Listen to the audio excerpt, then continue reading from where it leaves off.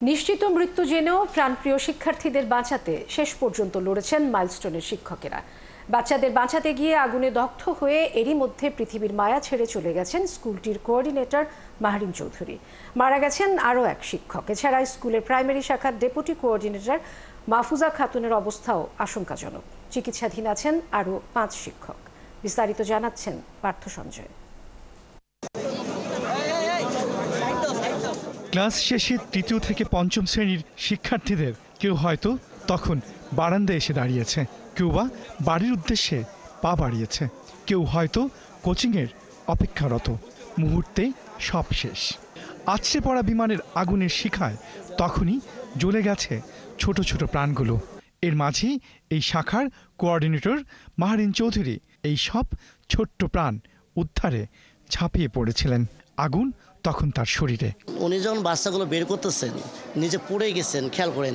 তারপরে উনি বাচ্চাদেরকে বের করার জন্য চেষ্টা করতেছেন এবং বের করতেছেন। পুরো শরীরে কাপড় সব পোড়া ছিল এবং চামড়া উঠে গেছে, সাদা হয়ে গেছে। তারপরে আমরা ওনাকে হাসপাতালে পাঠিয়ে দিই।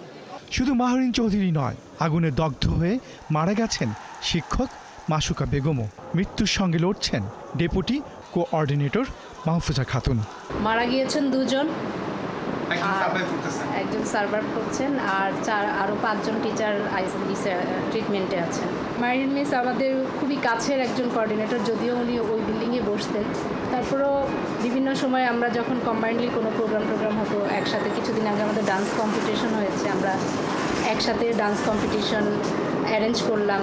সোমবার রাতে মারা যাওয়া মাহরিন চৌধুরীর মরদেহ জানাজার জন্য গাড়ি থেকে নামানো যায়নি।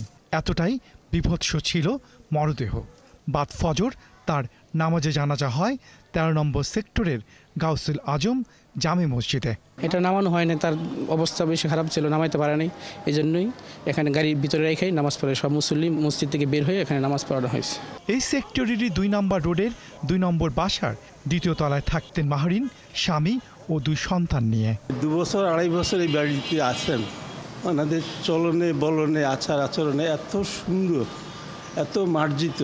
ওনার হাজব্যান্ডও অত্যন্ত ভালো মানুষ এবং ওদের 2 ছেলে, এরা কি সুন্দর করে ছেলেগুলিকে মানুষ করছে। গত 25 বছর শিক্ষকতা করেছি। আর এই ভদ্রমহিলা ইনিও শিক্ষকতা করতেন। আমাদের প্রশাসনের প্রতি অনেক রেসপেক্ট ছিল। আল্লাহ ওনাকে ব্যস্ত নসিব করুন। শিক্ষার্থীদের রক্ষায় শিক্ষকদের এই আপ্রাণ চেষ্টাকে স্যালুট করছেন স্কুলের শিক্ষার্থী সহ পুরো দেশ।